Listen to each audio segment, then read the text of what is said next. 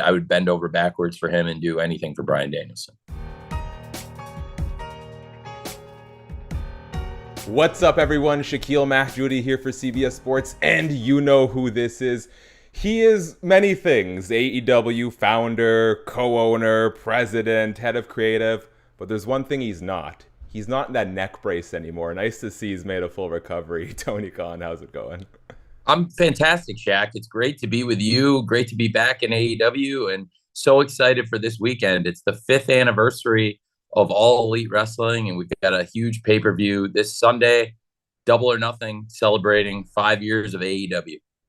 Well, that's a wonderful place to start, but I do want to touch on the neck brace very quickly before we take the time to appreciate how much AEW has done in these last 5 years. I think you won over the internet when you showed up at the NFL draft with the neck brace on. Is there a single sort of like memorable, funny, awkward encounter you had with someone who maybe isn't in the pro wrestling sphere and was caught off guard by your extra, padding? Yeah, well, I mean, I think a lot of people in the NFL were concerned about me, and people all across the league were watching the draft, and a lot of them knew what had happened in AEW, but certainly a lot of people were worried. They were like concerned I'd been in a car accident or something, and frankly, I was in a very dangerous position with the spike pile driver. It's one of the most dangerous moves in pro wrestling, and like I told everyone at the time, I was very fortunate to be able to even attend the draft, and got lots of nice feedback from people checking in. And one thing that was really great was Mr. Rich Eisen throughout the NFL draft coverage kind of explained what was going on, told people that I'd been attacked on AEW Dynamite, that I'd been pile drived, and was very fortunate to be able to work on the NFL draft. I love that sort of crossover integration. It's always nice when worlds collide. 5 years into Double or Nothing, obviously, May 26th is the big night. What would you say is the thing you're most proud of accomplishing these last 5 years running AEW? I think it's amazing how much we've grown the business and how much wrestling we've been able to provide week in, week out, and how much we've grown new jobs, new opportunities. It's amazing because when we launched 5 years ago this weekend at the original Double or Nothing, we had not even started doing TV yet. We began with 2 hours of TV every week on TNT, and it's expanded so much. Now we do, instead of 2 hours, we do 5 hours of TV every week on TNT and TBS. And it's amazing. It means we've more than doubled our content time. We've been able to hire more wrestlers and build what I believe is the best roster in pro wrestling with the greatest stars. AEW, where the best wrestle, is a mindset, and I also believe it's a true statement. Not to mention Ring of Honor, the pay-per-view calendar increasing. I like that you mentioned where the best wrestle. What would you say is the mission statement for AEW in 2024 and heading into 2025? Well, we want to have a very successful year, and I think it's important for AEW to maintain a strong momentum and have a great 2024 because this is a huge year for our media rights renewals. We're in a great position. We have the best partner we could possibly get right now with Warner Brothers Discovery, and they've been with us since the very beginning. We launched, as I said, on TNT and expanded to TBS, and it's been crazy to think it's been 4.5 years of Wednesday Night Dynamite. And I'm really, really happy here at Warner Brothers Discovery, and very optimistic about our media rights renewal, and we're having great conversations with Warner Brothers Discovery. It's been very productive. We're still in an exclusive negotiating period with them, and I'm really happy about that. They've been great to us, and we're very fortunate at AEW to have such great media partners that made this possible. TBS has the richest history of pro wrestling of any television network, with over 50 years dating back of wrestling on the Superstation, and I'm really proud that AEW is a big part of that now. It's been, if, at least from a consumer end, at least on my end, it's felt like such a fly-by-your-seat situation to see AEW grow so much in 5 years in terms of live event calendar, television products. It's a lot of learning on the job, I imagine, and bringing in the right people. What for you has been the single biggest learning lesson that you've had to sort of correct on the fly as you've grown the company? Well, you learn things every week in the wrestling business. I thought we made some really strong changes in late 2019 going into 2020 that really served us very well. And I think listening to the fans and staying in touch with the fan feedback has been really, really important for us. And I think taking all these experiences and everything we've learned and trying to put on the best shows, it served us very well. We took years of experience domestically. We had not really gone outside of North America ever. And our first event ever outside of North America, we set the world record for wrestling ticket sales. So I think that taking our experiences, learning from what we've done, and then try to go out and do new, exciting things, it's worked really well for us. And I think, just really taking our experiences, everything we've accomplished, everything that we want to accomplish, and setting some big goals for ourselves going into next year. It's a great opportunity we have with this media rights renewal, and certainly in the wrestling business, putting on multiple shows every week. You learn a lot of lessons every week, and it's always very valuable learning opportunities. For me, one of the sort of, I guess, unfortunate realities of pro wrestling is that injuries happen. And I know in my case, on the consumer end, there's been some storylines that had to pivot along the way, or at least, or maybe be delayed due to injuries. I mean, the Adam Cole MJF friendship was one of my favorite things going on in the industry. What's it been like on your end when you're planning meticulously and something seems to be clicking with the audience, and then for circumstances out of everyone's control, you're forced to sort of pivot on the fly? That's definitely one of the challenging things about pro sports, including pro wrestling. A major injury can derail a team season, and it can affect wrestling plans. And certainly we've had these kinds of things. Last year at Grand Slam, it was a great event. It was the most watched Dynamite of the year, and we had lots of great momentum. As you said, it was unfortunate Adam Cole got injured right at the peak of a lot of exciting things happening with him and MJF. Jon Moxley also that same night was injured in the middle of his run with Orange Cassidy, and while Jon Moxley was the international champion, and it definitely affected some things. Great to have Mox back wrestling this weekend on Double or Nothing, and we can't wait to have Adam Cole back in the ring. And then certainly other injuries along the way, like you alluded to, have come up. It was very unfortunate Eddie Kingston got hurt going into this pay-per-view. He is a huge part of AEW, and he would have been great as Team AEW. I think that with Eddie out, Darby Allin stepped up, and that's one of the great things is with such a deep roster, when you have one person hurt, sometimes you have another person who's rushing to get back and is willing to go the extra mile for the company, and that's definitely Darby Allin, who is the ultimate team player. And with Eddie Kingston, who's such a big part of what we do here in AEW, being injured, it was great that Darby Allin stepped up, and he will be on Team AEW versus the Elite this Sunday at Double or Nothing. The Four Pillars is something in AEW that's very sort of like integral to the early rise of the promotion. I am curious, now that we're 5 years in and heading into 5 more years plus, who would you say are the 4 pillars of AEW who are going to carry the company into this next future? Oh man, what a loaded question. That is I know. very I'm sorry you can only challenging. pick 4, Tony. I'm sorry. I can't win with that one. And I'll tell you what, I want to give you a good answer to that. And I think there's a bunch of great wrestlers that are going to be instrumental in our future.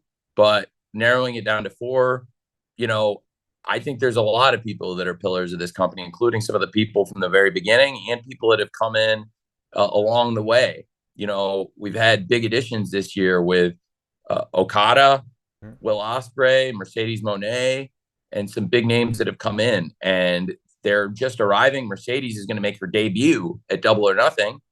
Will Ospreay challenging for the international title. And we've got Okada competing in the Anarchy in the Arena. And all 3 of them are wrestling against fantastic competition. Right? You've got Mercedes going up against Willow Nightingale. And fittingly, the last time Mercedes stepped into a ring was over a year ago against Willow. Willow left as a champion. Mercedes didn't walk out at all. And it was really a great match, and it set up this very fascinating situation. Mercedes returning to the ring against the same wrestler who injured her in this huge championship match for the TBS title. Will Ospreay wrestling against Roderick Strong for the international title. That's going to be a great match. I think all 4 of those people Ospreay, Roderick Strong, Willow Nightingale, Mercedes Monet. Those are all great people that are going to help carry the company in the future. Okada and really everybody in that Anarchy in the Arena match is instrumental to the company, even if we philosophically don't agree with the Elite. And I definitely don't agree with a lot of the things they've done, probably more so than anybody. But they are a huge part of the history of AEW. And now with Okada, they're more dangerous than ever. And Jack Perry is somebody that's been here from the beginning. He's a great wrestler. And when you've got them going up against Darby Allin, one of those aforementioned pillars like Jack, and of course FTR, and then Bryan Danielson.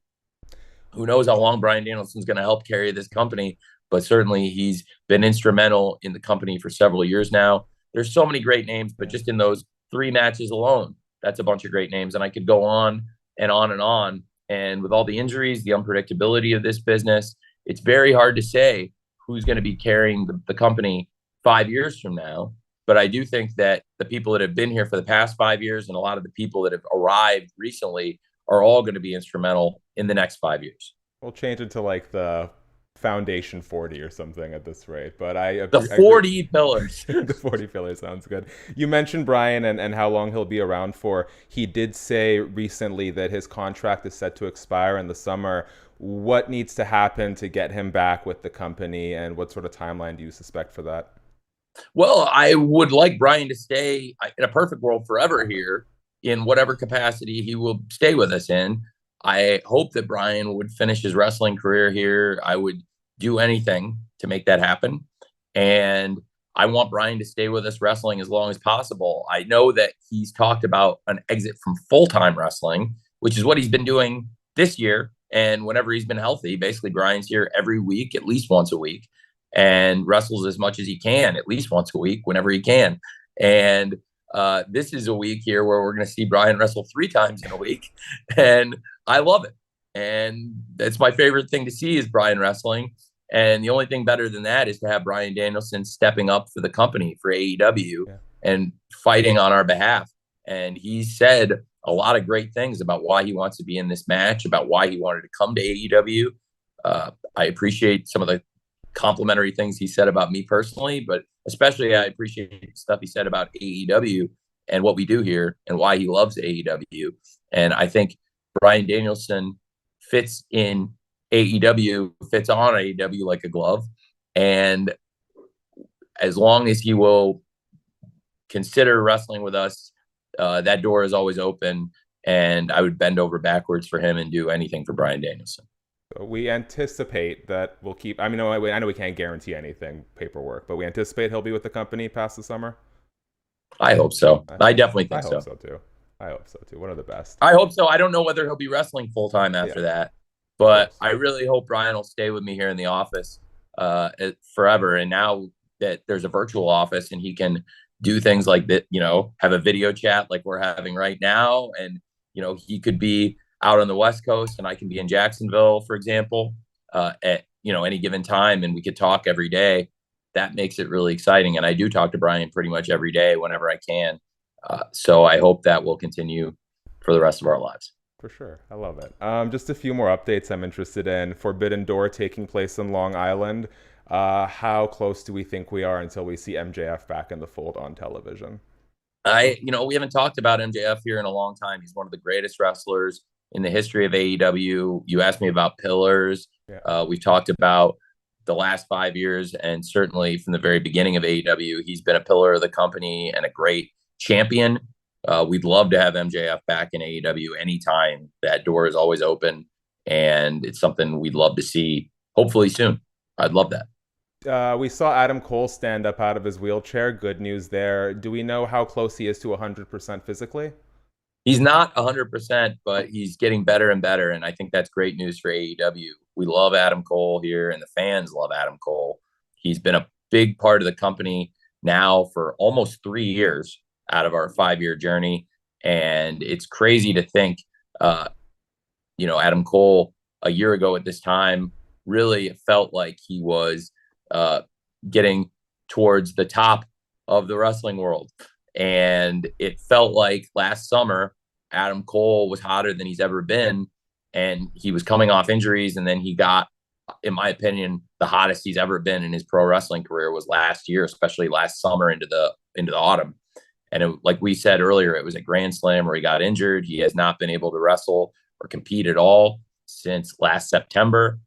I would love to get Adam Cole back in the ring, and he works so hard on his rehab. He really wants to get back in the ring too, and I think that would be a great thing for AEW. Hopefully, that we could see Adam Cole back in the ring. If you were to glance into your crystal ball, how likely is it we see Motor City Machine Guns back in AEW this year? I can't say that for sure. I thought they were excellent here in 2022 when they appeared at All Out. That worked out really well. They were tremendous, and they added a lot to the card. I loved having them here. And originally, that spot was intended for the Briscoes. Yeah. And I was not able to use the Briscoes. I was not permitted to use the Briscoes in that situation. I think it would have been great, but the Motor City Machine Guns came in and really helped us at that time at being a part of the show when there was a spot that was intended for another great tag team, in my opinion, maybe the greatest tag team ever, the Briscoes. And you needed somebody really strong, somebody very good to come in and help us. And that's where the Motor City Machine Guns did come in about 2 years ago and were a big part of All Out 22, and would love to have them back here anytime. I think they're both great. Last talent-related update. Are there any creative plans for Ricky Starks? I know that's a guy the fans are just dying to see back in an interesting capacity. Really, really like Ricky Starks a lot. The last time we saw him here was in the World Tag Team Championship tournament. He and Big Bill formed a great team, and they were the World Tag Team Champions. They had a great run, and it culminated in the last televised match of the legendary career of the Icon Sting. I think it was a huge thing that Ricky and Bill, that their run culminated in such an important match in Phoenix, defending the World Tag Team Championship against one of Ricky's greatest rivals ever in AEW, Darby Allin, and somebody else, Sting. When you think back, Ricky was part of Sting's first match back in pro wrestling in many, many years. And that began a journey that went from Revolution 21 to Revolution 24, a 3-year journey. And we talk about 5 years of AEW, and maybe to me, the most special part might have been that 3-year run of Sting, what we were able to do to give him, I thought, the greatest send-off ever in wrestling. And Ricky's a huge part of that. Sting's first match and his last televised match, and Sting's last ever title win, the last time Sting ever captured a title in pro wrestling. These are all huge milestones, and Ricky's a huge part of them. And that's only scratching the surface of all the great things Ricky's done here and all the great matches he's had with so many opponents up and down the card since he arrived here. And I think Ricky Starks is tremendous. I'd love to get him involved and back in AEW anytime. He's been a huge part of what we've done here for about 4 out of the 5 years. And tons of respect for Rico. In my week-to-week duties, Rampage isn't a program I always get the chance to watch. And when I was in Vancouver for Collision, one thing I loved with the back-to-back programming was Adam Copeland and Kyle O'Reilly's main event immediately sort of transitioning into a follow-up segment on Rampage. I am curious, what's been the biggest takeaway for you doing these 3-hour blocks with a 2-hour show and then a 1-hour show after the fact?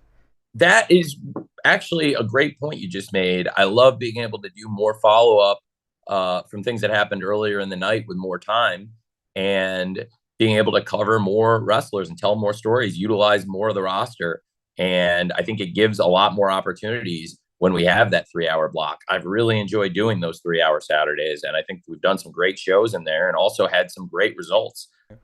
Collision with these 3-hour blocks, we've actually seen the 2 highest most watched episodes of Collision since last autumn, since last fall, have been just in about the past month. One of them was time shifted after the NBA, so it was technically didn't start in his regular time slot, but it was like 8:20 on Saturday night. We did 3 hours in Jacksonville. That did a great audience with a great lead in. And then I thought it was actually even more impressive what we did last week against all the great competition. In its regular time slot, it was the biggest rating for Collision since September, the biggest audience for Collision since September. So, we've gone here, 8 months and done a lot of great episodes on the weekends, had all these great things, the Continental Classic. And when the competition got cranked up, probably the toughest competition we've had, certainly since the peak of college football is what's happening on Saturdays right now against Collision and Rampage. And that 3-hour block did excellent last week. So it's been really good. The ratings have been good. And we've been able to do a lot of exciting things. I thought Will Ospreay gave this great interview backstage in the moment, recovering after he'd gotten beat up earlier on Dynamite. And that was something that they captured in the backstage. There wasn't like a set time. It wasn't like we told, Will, you need to get this done in 2 minutes or 90 seconds. Or, he was just Will talking. And it was one of those things, if we'd had that and gotten to look at that, if we'd had a 3-hour block, it wasn't originally a planned interview. It was something Will went back and did on his own. And it was like, God, that was so strong. If I'd seen that, then I would have moved stuff around later in the 3rd-hour block to get that on TV the same night. Those are the kinds of things you can do when you get a really good piece of footage like that and you have more time to play with. There's all kinds of opportunities it creates to follow up. I've really enjoyed it. It's also good to be on 3 nights a week. The 5 hours being spread across 3 nights, there are positive things about that to cover more ground. But, instead of doing 2-1-2 to do 2 and 3, it's still 5 hours. It's just allocated differently. I have enjoyed it. It's been a lot of fun. For me as a consumer, I find it to be more easily digestible that way, and for me to follow along with story beats that might take part across different shows. What are the chances long term that we see more of these 3-hour blocks? I think there's good chances. There'll be opportunities. Most of them have been created recently by playoffs and time shifting, because our partners at Warner Brothers Discovery have also been carrying the NBA playoffs and the NHL playoffs. So this is the time of year where we kind of stick and move and adjust the schedule to accommodate our partners, which I love. Just like earlier tonight, Rampage was on leading into the NBA. We've also had some of our shows with the NBA as the lead-in, which is a great lead-in. And hopefully we can be a good lead-in for them tonight. I think that I'd be very open to doing it. And it's something to consider. A 3-hour block of AEW, it's been very, very well received. And we've seen our best numbers on Saturday in like 8 months, just doing these 3-hour blocks very recently. So it's definitely resonated with people, obviously. And I'm glad to hear you've enjoyed it too, Shaq. If you had to allocate a percentage, what are the chances we see 3-hour Dynamites become a regular thing in the next couple of years?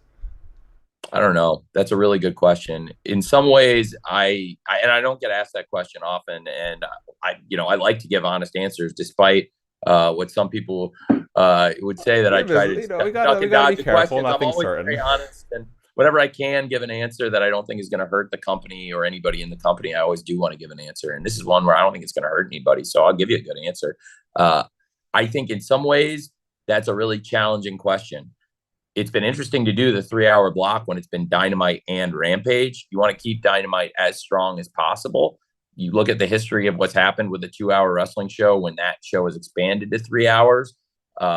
It's interesting right now, per hour, the most we get per hour for any of our TV shows is Dynamite. Mm-hmm. So in some ways you could say, well, that would be a really lucrative opportunity.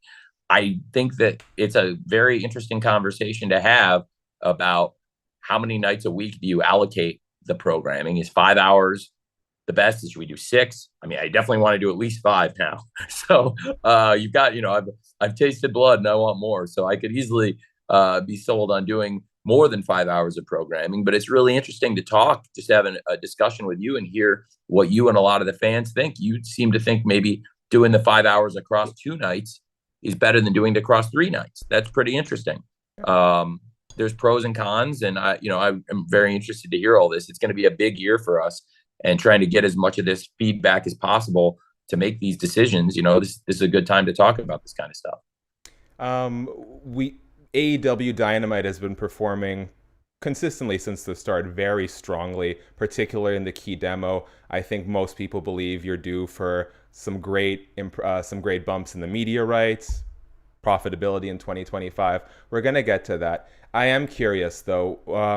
Okay, and before I get there, let me say, if you're online too much, it always sounds like the sky is falling. From my understanding, AEW is in a tremendous place. It does seem like there's been a decline in live attendance rating. Turnouts are still great, but for some of the lapsed fans who've maybe tuned out of the program temporarily, what can we do to sort of wrangle them back in? Well, we've changed our live events team, and we're actually having a lot of success with a lot of the live events. And it's just the nature of online discourse. But I think like people will always push a negative story further than a positive story. But you were at Collision in Vancouver. That was a huge crowd. That was a great turnout. And there's been a lot of those. That's not the only one like that. You know, we've had really good turnouts in a lot of cities, and I think it's very important to note those, and also a lot of the things the new live events team is doing well. We're making changes. Koshe Irby arrived as the COO just a few months back and has made a lot of changes. He's got a lot of experience in pro wrestling, but also live events for football and basketball, because he was the CMO of Clemson University, which is a top athletic institution and the home of my all-time favorite quarterback, Trevor Lawrence. So Koshe is incredibly knowledgeable and skilled, and he's making a lot of changes to our routing, our marketing, and these are changes that are going to take some time, but he's really experienced, and I really trust him, and I think we're going to keep growing and expanding. But we've seen a lot of success in the past year, and we've pulled some of the biggest gates in the history of pro wrestling in the past year, set attendance records in many cities. But I think, you know, the nature of being AEW and the nature of online discourse and all these things coming together, there's always going to be people trying to chase you down and talk about the cons instead of the pros. And I think there's a lot of pros, and also that, you know, we're trying to build up, and Koshe is going to do a great job with a lot of these things, but also to highlight a lot of the big success stories and a lot of the really great gates we've had recently, like that big crowd there in Vancouver, and a number of other really great crowds, like the pay-per-views in Greensboro, which was the city record, and St. Louis, and TVs we've done. The Canadian tour in Vancouver was great. Toronto, London, Ontario, a lot of really good turnouts. And also a lot of the cities in the US where we've had great results. And I think we'll have a great crowd this weekend in Las Vegas, and also Wednesday at the Forum in Los Angeles. I can't wait to go back to the Forum on Wednesday. You know, we're talking so much about the 5-year anniversary of AEW and Double or Nothing on Sunday, and that's really the focus, and it's very important focus. But I can't wait for LA on Wednesday. I think it's going to be a great Dynamite at the Forum. We always deliver great shows at the Forum, time in, time out. And I'm bringing something very special, probably my favorite invention so far of 2024, the Casino Gauntlet match. This time it's the Forbidden Door Casino Gauntlet match. We had the first ever one at Daly's Place, which is in many ways the home of AEW and where we launched and first announced. Well, the idea of AEW and the way it actually happened, it was conceived in Los Angeles in the entertainment business.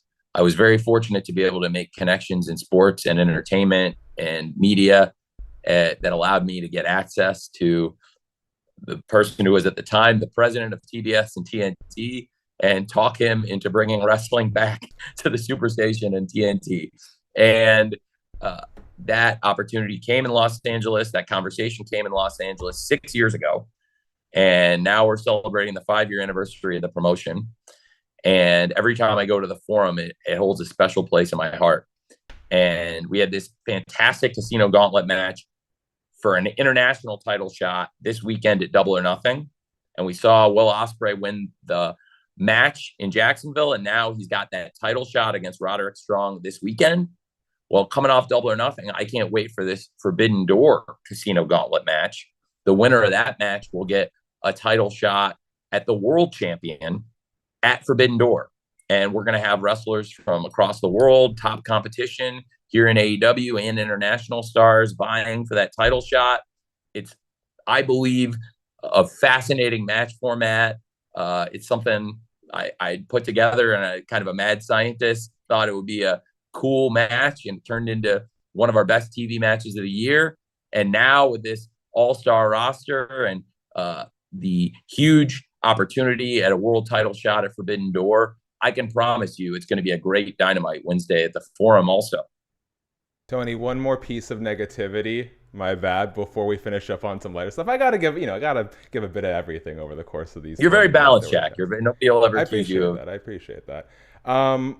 Now, it's not a sentiment I entirely agree with, but how do you feel about the narrative that fans did not really want an alternative to WWE? They just wanted WWE to be better, and now it's better. How do you digest that? I don't think that's the case. I mean, I have lived through some of this because I was a big fan of pro wrestling in the 90s. And I do think that in the 90s, as it went on from the mid 90s to the late 90s, if you watched, the WWF product got a lot better. And the WCW product did not. And it was a very interesting thing that played out through the late 90s watching the shows, but it didn't have to be like that. And I think that wrestling needs a challenger brand. And also, it's great to have wrestling on TBS and TNT. It's something we all missed for a long time. I love hearing Tony Schiavone's voice on TBS and TNT personally. And it's great to have Tony Schiavone back on the Superstation, back on TNT. It's great to have that wrestling.